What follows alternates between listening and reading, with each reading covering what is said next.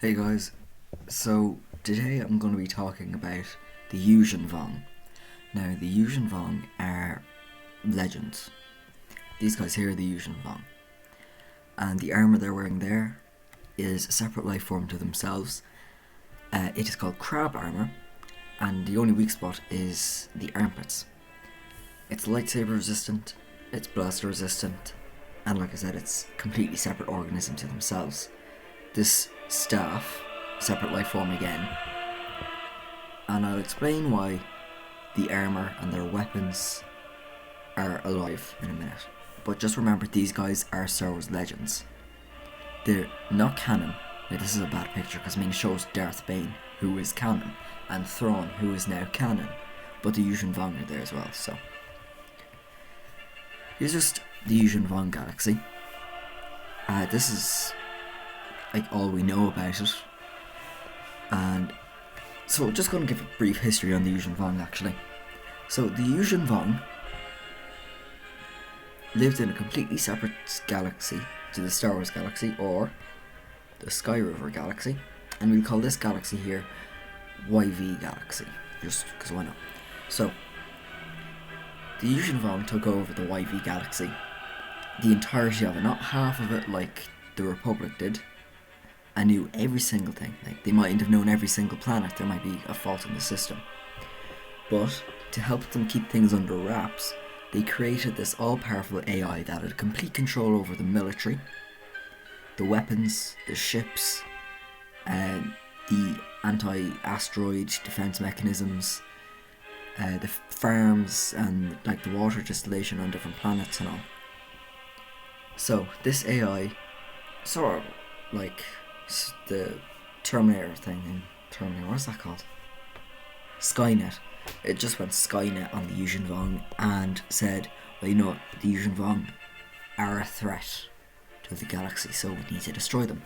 Now, after years and years of war with the Yuuzhan Vong, the AI was defeated, but because the AI was in complete control over everything, it could disable the planetary shields and have planets destroyed by asteroids, or even if they could, move planets into suns, or just destroy them with the ships it had under its control. So, the Yuuzhan Vong now decided that, look, the droids and mechanics and all that, no, it's horrible, we don't want that.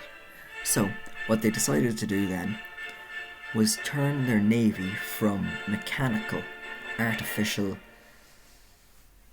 Yuuzhan Vong made ships and their armour from Yuuzhan Vong made, I'm saying Yuuzhan Vong made instead of man-made, made armour into organisms. They got organisms and sort of grafted them to be armour or whatever. And then they decided that they need to leave the galaxy, because the galaxy is barren now. I want you to imagine something like the Death Star, but rather than destroying it, it burns it, like Operation Cinder. The entire galaxy was pretty much scorched. Nothing there. So the Yuuzhan Vong get to the last planet with actual life on it. Now, this planet was extremely potent in the Force, and so their ships actually can't go into hyperdrive, so it took them ages to get to this last planet. See, if the ships go into hyperdrive, the organisms of the ship will die, like the frog lady's eggs in Mandalorian. So they get to this last planet, which is extremely potent in the Force, and when they arrive there, they go, hey guys, so we're the Yuuzhan Vong, we're leaving the galaxy, there's nothing left here, so do you guys want to join us and be our slaves? So of course the planet's like, no, why would we want to do that? So they're like, alright, fair enough, so they just burnt that planet to the ground, but not before the high priest of this planet decided that the Yuuzhan Vong should not be allowed to use the Force, and disconnected them fully from the Force. So back to here. So now the Yuuzhan Vong leave said last planet and go along this route. Now, to the Yuuzhan Vong galaxy, to the YV galaxy, the Sky River galaxy should be, flipped around. So this part should be over here and vice versa. So these ships can't go into hyperdrive. So for millennia and millennia, they're going slowly across the intergalactic void. It took them centuries just to get from the final planet to here, the edge of the map. But they're crossing the void, and now keep in mind, don't know what that happened, but keep in mind they're going to land around here. And so they do, after years and years. So the Yuuzhan Vong are looking for a new galaxy to call home, and perhaps regain their connection to the Force. So this conflict over here happened thousands of generations before now. And now takes place a few years after the events of The Phantom Menace. And it takes place in a book called The Outbound Flight, which is a very good book. I recommend it. It's, I think it might be 300 pages long, but it's quite good.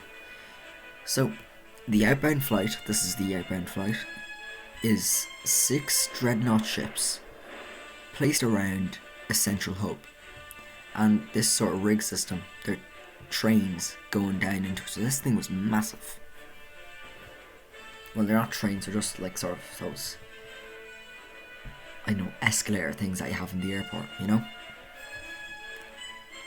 So, the Jedi Master in charge was Master Joruus C'baoth, and he was like Qui-Gon Jinn. He believed in the unifying force and the living force. So, Palpatine was told by Joruus C'baoth that he wanted to make this huge ship that would go venture the deep space of the galaxy and into the unknown regions and discover more species and planets, and perhaps even resources for the Republic. So Palpatine was like, oh yeah, sure, of course man, why not? Because he was thinking, as Darth Sidious, that this would weaken the Jedi and it would allow the Sith Master plan to unfold more easily anyways.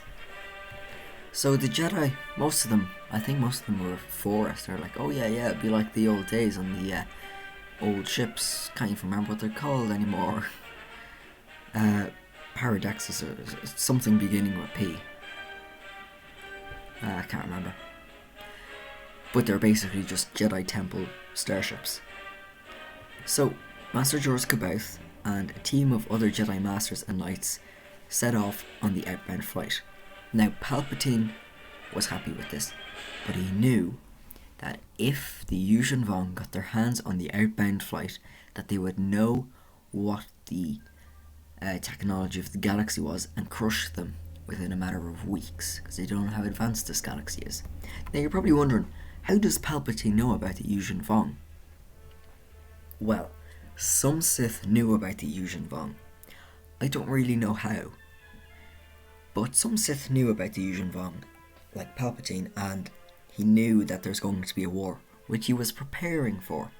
And we even see his preparations in the prequels and the original trilogy, and even the sequel trilogy. So, Palpatine knows if the Yuuzhan Vong gets the outbound flight, well, it wasn't even called the outbound flight, I think. Why would you call something the outbound flight? Doesn't that imply it's rogue? It's just not going to work. It's like calling like a ferry ship, I don't know, the easy to sink. But Palpatine reached out through the Force and contacted Thrawn, soon to be Grand Admiral Thrawn. Now his name isn't actually Thrawn, it's just an abbreviation. I'm not even going to attempt to pronounce his actual name. No chance. He was a member of the Chiss Ascendancy's navy, and he was one of the finest generals, or admirals. So, Palpatine reached out through the Force, and he explained to him who he was. Palpatine saying, oh yeah, I'm the Dark Lord of the Sith. I need you to protect the ship for me, but do not interfere with them. And then Palpatine explained to Thrawn what the Force was, what the Sith was, and who the Yuuzhan Vong were. When he got to the Yuuzhan Vong, the Chiss already knew about them. So, the outbound flight first runs into a fleet of pirates. Thrawn only had 3 ships, I believe, and this is how good of a general he was. he took out all of the pirate freighters with ease. And then the outbound flight just thought, it could just be some Republic ships just cruising around taking out pirates, or like some sort of bounty hunters. So they didn't really care much. So then, hold on, this music won't work for me at all. So then, the outbound flight continued. Now the book continues on. It's very good. It just gives, after this, it just gives time to get to know the characters more, So then, Thrawn sees the outbound flight is headed straight for the Yuuzhan Vong scouting fleet. Now, as you can see, the ships are organic, and I mean, that one kind of looks like a whale, a zeppelin, and some, angry-looking crab, and then some jellyfish in the background. But actually, their ships could also disguise as asteroids. So he sees Thrawn. That is, he sees the outbound flight is heading straight for the ships of the Yuuzhan Vong scouting fleet, and he does not want that. That was the one job he's given. So he destroys them. Naturally, that's what he was told to do, and he does that. And keep in mind, everything on the ship that keeps it running, the wires and all that, are alive. So the Jedi can feel the pain. So Thrawn makes contact with Jedi Master Joruus C'baoth through some sort of comlink like this here. And this is a nice parallel actually to what happens next. A lot of the Jedi, and when I say a lot, I'd say definitely most of them, on the outbound flight went insane from feeling the pain and anguish of trillions of beings on those scouting ships. And a lot of them went insane and turned to the dark side, especially Joruus C'baoth. And drawing a parallel to Empire Strikes Back, C'baoth reaches out through the Force and starts force choking Thrawn. Now, Thrawn was lucky because his ships got out of distance of that force choke, sort of like in the original script of Empire Strikes Back. Now, actually, we'll be doing a video and things like that might happen, or well, could have happened in the Star Wars movies. That'll be my next video. So now, this next part, it's really brief, takes part during the Imperial era. So, this takes place right before Luke boards the Death Star 2, or second Death Star, whatever you want to call it. It is literally Death Star 2 in the books. So, Sidious is told by Thrawn that the Yuuzhan Vong are going to reach the mid-rim very, very soon, and they'll lose crucial systems within 20 years or so. Now, that might sound like a long time to some of you, but that was quite quick, especially for Palpatine, who's a Sith. And Thrawn is a Chiss, so he's like an extended life, apparently. Now, this next part takes place during the New Republic era. So, finally, the Yuuzhan Vong arrive.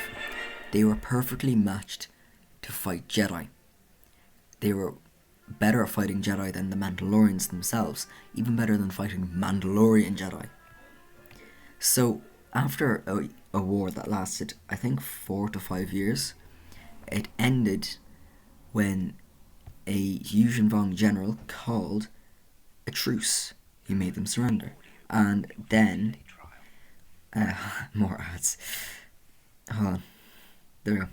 And then, the war ended. And I think the Yuuzhan Vong left, or they were slowly eradicated anyways.